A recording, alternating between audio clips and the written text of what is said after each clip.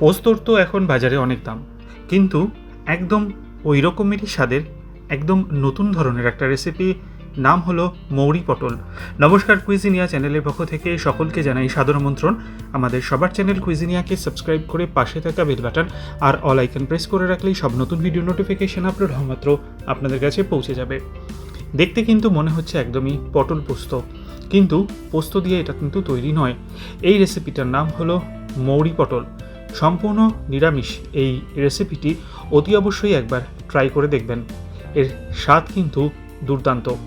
গরম ভাত দিয়ে অথবা ফ্রাইড রাইসের সাথেও সাইড ডিশ হিসেবে এটা কিন্তু দারুণ যায়। পুরো ভিডিওটা দেখে ভালো লেগে থাকলে বরাবরের মতো একটা লাইক, কমেন্ট এবং প্রচুর শেয়ার করতে ভুলবেন না যেন। নতুন বন্ধুদেরকে স্বাগত জানিয়ে আর পুরনো বন্ধুদেরকে পাশে থাকার জন্য ধন্যবাদ জানিয়ে শুরু করছি আজকের এই সম্পূর্ণ নিরামিষ মৌরি পটলের রেসিপি। এখানে 4 টেবিল চামচ সর্ষের তেল গরম করে নিয়েছি। তেলটা ভালো মতো গরম হয়ে গেলে দিয়ে দিচ্ছি 600 গ্রাম পটল। 600 গ্রাম পটলে আমার এখানে মোটামুটি 13 পিস মতো হয়েছিল।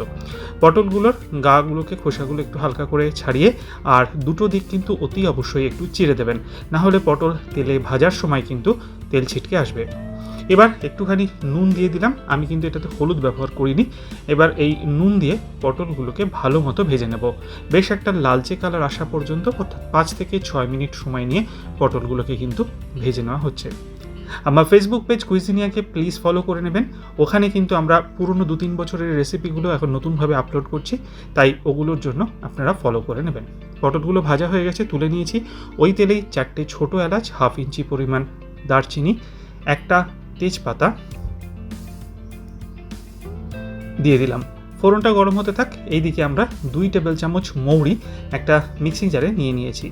প্রথমে আমরা মৌরিটাকে শুকনো অবস্থায় গুঁড়ো করে নেব।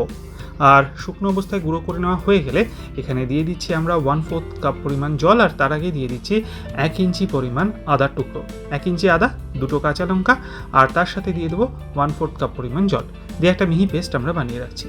আমার এই মিক্সি জারটাকে পারচেস করতে চাইলে ডেসক্রিপশন বক্সে দেওয়ার লিঙ্ক থেকে আপনারা কিন্তু ডাইরেক্ট পারচেস করতে পারেন। ফোড়নটা গরম হয়ে গেছে, এবার এই বাটাটা আমরা এর মধ্যে দিয়ে দিলাম। দিয়ে 2 মিনিটের জন্য মিডিয়াম ফ্লেমে এটাকে খুব ভালো মতো কষাতে থাকবো। মাঝখানে কিন্তু আমি একটু সামান্য জল দিয়েছিলাম যাতে পুড়ে না যায়। দিয়ে এটাকে ভালো মতো কষাতে থাকবো। তেলটা যখন ছাড়তে আরম্ভ করবে তখন এখানে দিয়ে দিচ্ছি 1/2 কাপ পরিমাণ টক দই। টক দইটা আমি কিন্তু একটু ফেটিয়ে নিয়েছিলাম, সেইটা একটু দিয়ে দিলাম। দিয়ে একটুখানি এটাকে 2 মিনিটের জন্য কষাবো। অতি অবশ্যই একটা জিনিস মাথায় রাখবেন, টক দইটা দেওয়ার সাথে সাথেই কিন্তু আপনারা গ্যাসের ফ্লেমটাকে একদম লো করে দেবেন, না কিন্তু দইটা ফেটে যায়। 2 মিনিট কষানো হয়ে গেছে। এবার দিয়ে দিচ্ছি স্বাদ অনুযায়ী নুন। খেয়াল রাখবেন পটল ভাজার সময় একটু নুন দেওয়া হয়েছিল। তার সাথে 1/4 টিস্পুন পরিমাণ হলুদ গুঁড়ো দেওয়া হচ্ছে, 1/2 টিস্পুন পরিমাণ লাল লঙ্কার গুঁড়ো, ঝালটা আপনারা আপনাদের পছন্দ অনুযায়ী দেবেন। আর অতি অবশ্যই 1/2 টিস্পুন চিনিটা দেওয়ার চেষ্টা করবেন, যদি না একান্ত অসুবিধা থাকে তাহলে টেস্টটা ব্যালেন্স হয়। ভালো মতো আরও মিনিট খানেক ধরে নাড়িয়ে নিলাম। আর তারপর একে একে পটলগুলো, যে ভাজা পটলগুলো ছিল সেগুলোর মধ্যে দিয়ে দিচ্ছি। পটলগুলোকে দিয়ে আরও একবার ভালো করে নেড়েচেড়ে মিশিয়ে নেওয়া হচ্ছে। রান্নাটাকে এগিয়ে নিয়ে যাওয়ার আগে আপনাদের আরও একবার মনে করিয়ে দিই আমার নতুন চ্যানেল গল্পের শিকালিকাল, যেখানে আমি পড়ে শোনাই বাংলা সাহিত্যের পুরনো দিনের গল্প। চ্যানেলটাকে সাবস্ক্রাইব করার জন্য আজকের ভিডিও ডেসক্রিপশন বক্সের লিঙ্কটা চেক করে নেবেন, ওখানে লিঙ্ক দেওয়া আছে। অতি অবশ্যই গল্পগুলো শুনবেন, ভালো লাগলে লাইক, কমেন্ট এবং প্রচুর শেয়ার করতে ভুলবেন না যেন। কুইজিনিয়ার মতো এই চ্যানেলটারও প্লিজ সাথে থাকবেন। দিয়ে দিলাম 1/2 কাপ পরিমাণ জল, 1/4 টিস্পুন গরম মশলার পাউডার, এটা হোমমেড, এরও রেসিপিটা ডেসক্রিপশন বক্সে দেওয়া থাকবে। এবার এটাকে 4 থেকে 5 মিনিটের জন্য আমরা মিডিয়াম টু হাই ফ্লেমে কুক করব। এরই মাঝে দিয়ে দিয়েছি 4টে কাঁচা লঙ্কা। আমার কুইজিনিয়া ফেসবুক পেজের লিঙ্কটাও কিন্তু ডেসক্রিপশন বক্সে দেওয়া আছে, আপনারা ওখান থেকে ওটাকে ফলো করে নিতে পারেন। আস্তে আস্তে কিন্তু এটা শুকিয়ে আসবে। এটা কিন্তু একদমই গামাখা টাইপের হবে, ঝোল কিন্তু এটাতে থাকবে না। ঠিক যেরকমভাবে দেখছেন সেরকমভাবেই পটলগুলো কিন্তু এখানে প্রায় সেদ্ধ হয়ে গেছে। আমি আরও একবার নেড়ে ছেড়ে দিলাম, এটুকুই ঝোল থাকবে, একদমই ব্যাপারটা ড্রাই হয়ে গেছে।